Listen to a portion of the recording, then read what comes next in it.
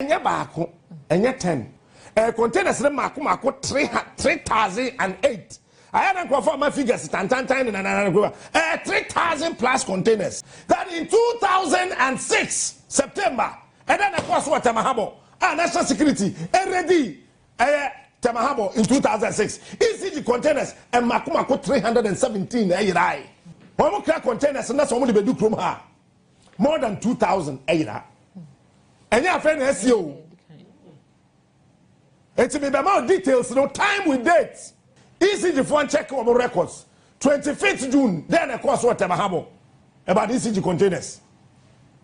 Remember date and time. Asam don agita because ECG containers no Captain Smart. And then ho agimu na or the records and information for aba. Ebuja enye easy. Maybe no ati ase any uni notebook akotobi. Uni pen so and hu pen na hihye. Because information is secrets are Captain Smart release about a year ECG containers are Irano, Ebusia, a 10 crate. Maybe a PM now in Sabia Captain Smart, aka afa ECG containers are Irano, a honor Mamwati, I see a bisu a story no a new to you. May breaking your mother, not my mouth full jest, not what who dear coso, my Ghana emu.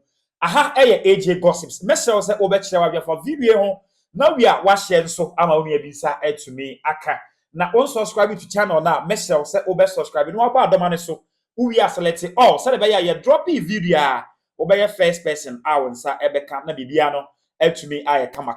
Ebusa ye baby. And 25th of last month, energy minister Ebeka che say ECG akra nema every amanane na ebedu report no.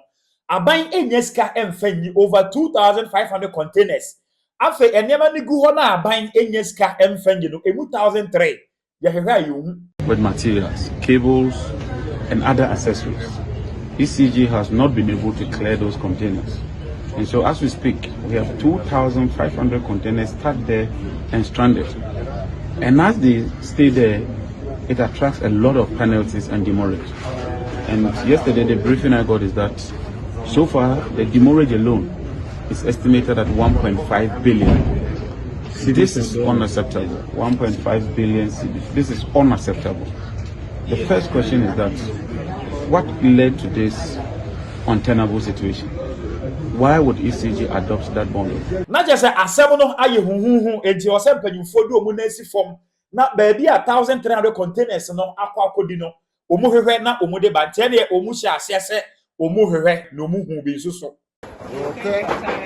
They have only packed rims here, but you only have the rims on top, but under forward.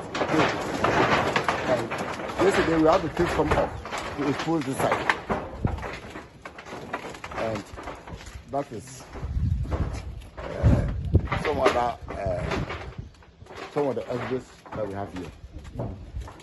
Now, also that you export like this in that raw form. So we import cables. Yes. We're unable to account for them. They take it and then export it. That's terrible. Yes. Anyway. Okay, so now let's go to the warehouse itself.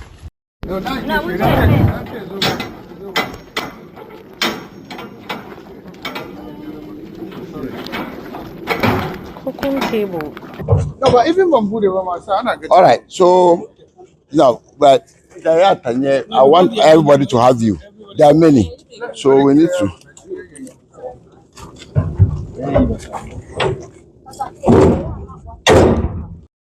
Okay, so this is originally how all the containers came. And you can see how they are sealed in the wooden pellets. Some people manage to break the seals to these containers. Then they removed. So see, about the first line, we have one, I can see 8. 28 March, and energy minister, Ejina Mrashebi Yafia, or Kai, and what say, and yet, and a Sadia no air coso, our ECG, Akachi, say ECG Aka containers, na Ajira, and na Omuhu, na onone pencil ye, Sadia no a tubecha or the neighbor form, na the Iran so umbe aji. Currently, my vision is simple. I want all the 1,346 containers accounted for. 1,346 containers. Whatever it takes, I'll bring those containers to where they ought to be. Mr. Speaker, let me set the record straight. And if my good friend, Professor, will listen to me, there's not been any inconsistency. At the transition committee, Honorable Yarga was there. They gave us a figure of 3,000. Then they told us it had incurred demurrage of 1.5 billion. I was sworn into office on the 17th. On the 24th, I visited the harbor. At the harbor, I was told the containers were 2,500. That is what aroused my suspicion. I didn't say at the harbor that the containers are 2,500. I couldn't have counted 2,500 containers instantaneously. And so from 24th, I went to brief the president on 27th. And by 31st, I had established this committee. There was media coverage. And we took Professor Senyo. He's a chartered procurement expert. The report was submitted just this week. It was during the presentation of the report that the committee told me that contrary to the figures they were giving you, over 1,300 containers cannot be accounted for. These are the facts and nothing but the facts. Mr. Speaker, these are the facts. So those who are on social media and trying to play the political game, let me assure you, it will not deter me. Yesterday, when President Mahama called me, his message was simple. Jinapo, you have my full backing, go the full throttle. And that is exactly what we are doing. We've already arrested some Chinese nationals. We are on the trail of some Indian nationals who have bolted. But you know, this is a house of record. And so I'm being very, very cautious. I've received a lot of briefing. And I'm getting to know those who are behind it. This has been going on for years. I will stop that, and it will stop right now. But Mr. Speaker, it's not just going to stop. We shall retrieve the containers of the materials. We shall prosecute the perpetrators, and we will prosecute the perpetrators, and we will sell the rods.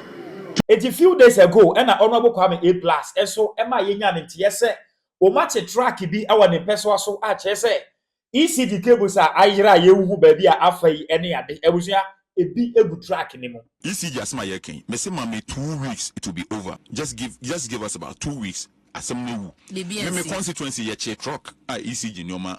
Enyome guso ye susu say ECG nyoma. Ate. And 3 days ye truck in ya chinisi was here ye kase and police issue statements so much omo. Cables near de bebre eguso. Omo ewogomu awomro. It's a good soy ECG containers, no, and a Captain Smart Abedru. Ebusia was it okoye research. Now, baby, a container no, a quacodi dibiano, Ebusia were review. Ajita, Major, not what ye several Captain Smart, Edia Tuja, Afa ECG containers, no, any from 2006, EDBC 2025. And some baby, a sissy mechi, Macamade. Number 1, ECG containers are Ira. Me say MPP4. Na brodaro omu ina ya konfo. They are thieves. Me ka na nkofo fi say media agro. Babana. Ye ka container o. Aha de na ye ka no enye book we size o. Yes akwa wu history book ye da hey. Eye container 40-footer container. Enye baako, enye 10.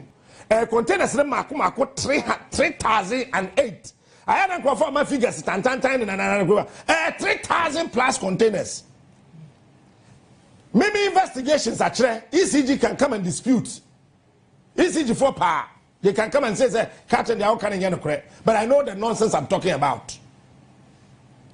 ECG almost every 2 years we import cables. Containers, not less than 3,500 containers every 2 years. One crack containers and that's only be do chrome ha. More than 2,000 eira. And your friend SEO. It's be more details, no time with dates. It is a make some and yes, I mean, Monfa Energy Minister, Darren Tunche, Muntian Yansawa. Monfa MPP for the Anomoke Canison Tunche, Sebetian Yansa. Kobisa Kodon Penny. I am saying this on air. Go and ask Kodon Penny that in 2006 September, and then of course what Tamahabo, national security, already Tamahabo in 2006, ECG containers and Makumako 317 Airai. Who in Ghana? What do you know? ECG containers Ebeira and Yen. Fly Lieutenant General John Rollins, Papa B, or your friend Obimpe. No, Commodore Steve Obimpe. Tama Rollins, Obu, a Concansa car, Popo. Steve Obimpe, and a Kosevi, a Concansa car, and then Tama Rollins in Unity as a Minister of State. Meboa. But what I know, I don't know. Many baby or what. Mobusa Commodore Steve Obimpe. Rollins finance minister no your friend say on we free kwesi trade to me na dance enye but Commodore Steve Obimpe otiase go and ask Commodore Steve Obimpe time Rollins started rural electrification project for Ghana hano containers e di kan ya omo kra ye ba say omo de betwen kanea akokwa wu nkurase central region nkurase titru gomua ebono enkurase any vote and crassy containers in more than half a year. 79 containers a year. Mabna. I know baby oh Tabahabo. It is our business we no a shasiano and yet never business. Woman India for the Lebanese for and a year. It is a Ghana for Bakaya, J. Kufobedi president. I started the National Reconciliation Commission. Odi Professor Tefakoye executive secretary Abrantie bi ko ho ni Lebanese ni bi ekade akomo kontokwa ya friend abuga usa adabuga usa adabuga ani Hosaife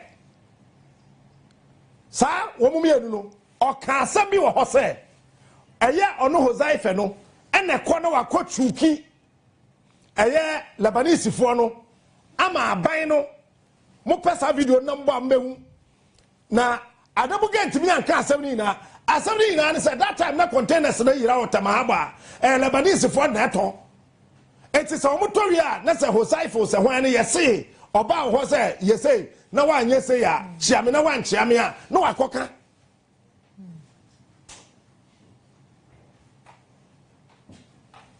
enye no ena to try ECG adie bia ECG kraba organ ha bia more than half a year every year me pe challenger wo be ma bra be catch up some wa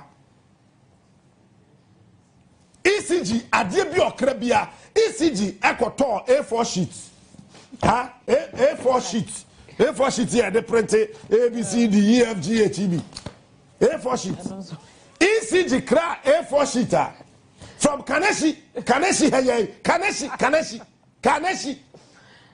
Mabna from Kaneshi to ECG headquarters. Nipa na ogodi ani mu koto A4 sheet ni koduru ye. Besi ne kada koduru ma A4 sheet na ko ECG headquarters. They should come and tell me somewhere. I am daring ECG. Come and sit here and tell me what I'm saying is not correct. And I'll give you time and date. A4 sheet no ankodru ECG cra there be a friend insulators so womo esi pole na eno na omo de faso ade enti no entity jape pra bisa ECG basic there say science insulators no mo cra in sabedura they spent almost $230 million basic there insulators ne mai meboa et say Ghana police service catch and say dum saba na omo torch lights torches ama post for former Ghana Police Service PRO something 30 and I friends say the occurs a tactical retreat in so dwane post ni wo wakwa bobroshi heye brantan kekeda kwa dia shem wadwane you say massa you are running away I say I'm not running away, it's a tactical retreat retreat who dwane as a tactical retreat Agobroshi the guy was running away. He was running away. ECG basic ne. Am I? Ena emuju ye he. Sir, I don't know if kwakwa ndo ho be kaya. Tama Professor Mel so ho no. One kwara na ye energy minister. They are not what bosomtwe kodi MPA matise ese wa film or obeye energy minister no ye NDC parliamentary candidate ewo bosomtwe me refi de me akra me kan on ye campaign man no I've forgotten this man's name. What the containers ECG kra container meter okay say you Ghana for muntia sam na me catch no ye ECG kra meters at the Ghana. That time the then energy minister or call cabinet meeting, then the meet cabinet meeting national. Then young kwalasem say meters now. Wamoko cry na ya loadi from Abrochile, China to be specific. Ababedruno, who may be a containers no meters na half him. Dr. T.A.J.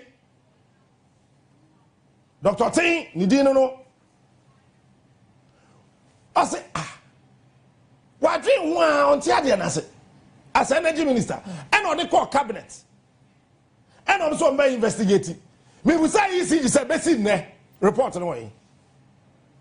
And no amount of cancer sanity there. One my ECG coin and crab meters biom na buy bekra and the political meters no about system name. Say na woni ma me kire wase di machi say ya boy intercolleges na we say ya boy super zonals enti woni ma just shut up ena abai ne say Professor Mel say chino twano awole yi na won twado amara mpasomdwe iyi ya kare ya ko hwema o da asem baba enti yi on wonye enye na aye bekra eno na started political meters Professor Mel's time. Because that ECG lie with her. Fast forward to a ECG cra cables 2018 89 containers right there now ship on the bed okay no adia che na ECG coin 2018 August na 89 containers ayira out of containers na ebeduru ye no meboa mbato meboa 2018 Adelai containers na yirai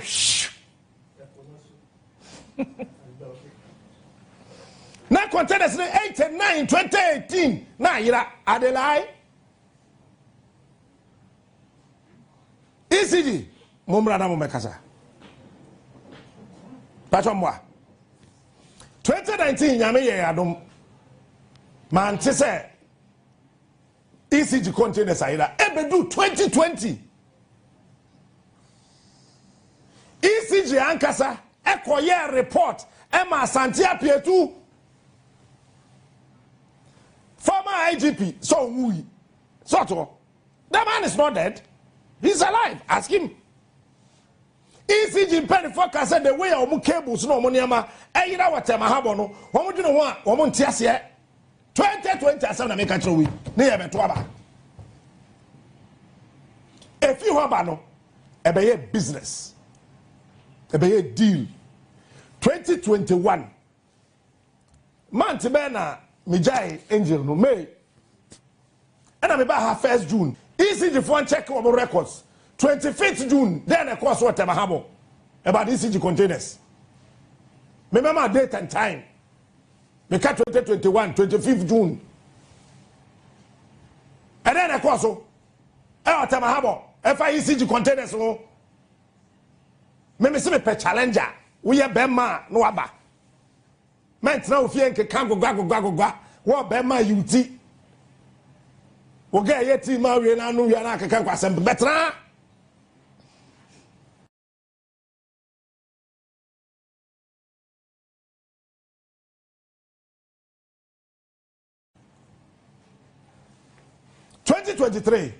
ECG containers from Ukraine, Irai.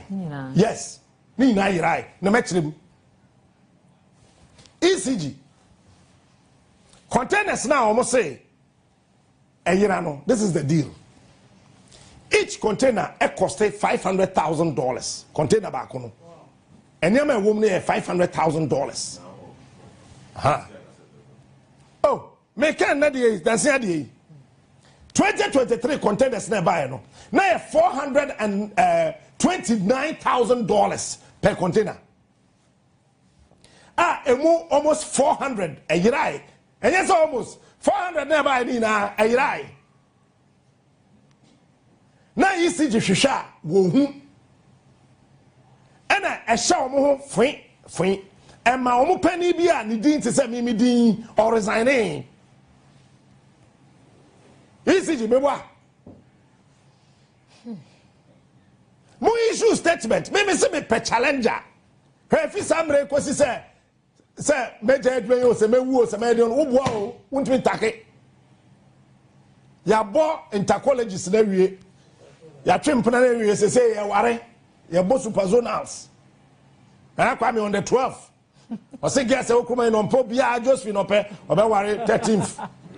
And not on memory that way I na kwa you worry. To guess ni na na kwa me catch say be share no board ada o mema. O kwa worry. E man in true last street. Wo gro man in true last street a branch na how o worry. Memory that kwa you ba na ho ade. Sunday ya wedding. No we. Yes, I don't pay kwa say one na fi. Ya mi shira. Back to ECG. Said I remember what you said. I quite translate. Let me show you an example. Translate. ECG 2023 containers in Afrin. India for Oklahoma and ECG containers. Lebanese for Oklahoma and ECG containers. China for Kakrabi and ECG containers. And a Ghana for contractors no me ECG adwuma no won so ekoje no masa ton e de ama ECG meboa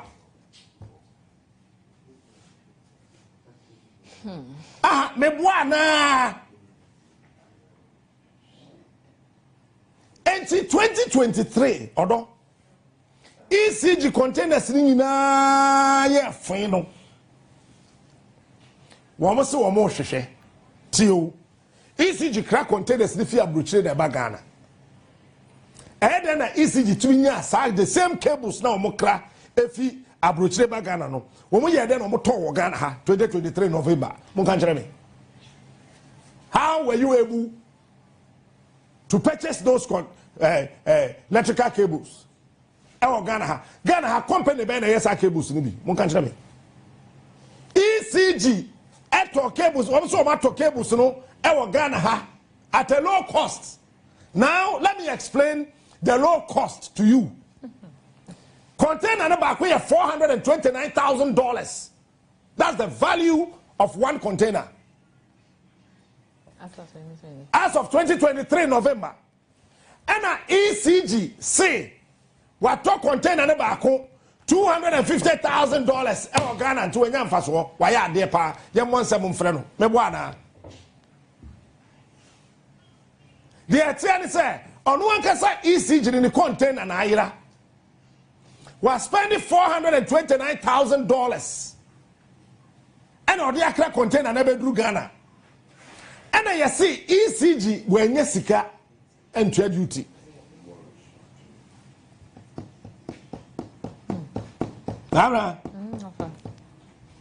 ECG ECG a se dum so ba etimi ma aban ye to abatia no Ghana for munwena de hu yewu such a company say wakra containers aba time na ye ka MPP asem no wo ho wonya MPP ni nkyɛn mi o na me ntan MPP o na me ntan Akufo-Addo but ye kwaso na me hu na me te na me hua na me yam hyehyeme but edu baby don wadwen ye won say Captain Smart town afei na Akufo-Addo nanka say hu say still a member ofemi still a member afei no ma hu say no na senka ye tie koyo by entino. So are we really serious as a country? Because abanya de abedru port ama aban enya sika mfanyi enti enema no astake ho ama che say amanfo ahyase ewiewia. No wonder say honorable Kwabe plus e ka say hwe ECG asma ye ken aban enioma aba na aban ntumi ntua duty ama aban enti aban aton no enioma no ama individual na nyansa ban ne wade we mu ase yen ya dwen no se eye pay per use so se yesu se use a bill beba se den odwen ho nti ase we use cafe we left pocket not the show right pocket a we you say bia me use cafe me left pocket am da be me right nti me nya sika eye wa sika corona enti sa aban gi duty wa aban ho a na aban dia me dwen ho a me just obi kiremu e bia wo na wo nkiremu na sa aban ntumi ntua duty a aban aton aban nyoma no ama individual anti aban how ECG container at the bar nipa na the contract man so fa nyoma na mra no also tua duty mo anya CIF also tua duty na odi kogu warehouse ye tua ne ka na de aka ho na containers yi ne ade nyina beba ebeba no na nyina gu port because nipa de say on fa medru port enti gu port no no yi ne safe no to twan say aban wo nyoma no ebegu port enti no me na one farm ba one face camba media me twen no atwen anta ban face camba na customs for say egu ha chenti o say ye auction enyoma na ya aban dia Ghana nko ani kura a wo ba mu a emra no ekyekyere won a eni bie no tawe na ejai won a ewo bie because Ghana ha e na obete ana obehu se obi akowi aponche ama ya che no but say politician bi anase aban mu mpanyumfo bi emis embezi sika aban mu mpanyumfo bi e de wo nsa bo sikam ana sika bi fo obi ensase a ye nhu di asem no e bo akosi na ka 1300 enye mpanyumfo ne hye wo nsa e ba ne sen minimum say investigations koso nembom it is really sad say on my Ghana enema koso feel free na kire wadwen e wo comment section na we a share video ma wuri ebinsa entumi enka aha eye AJ gossips meda wase na mama omo ene share dino edi AJ background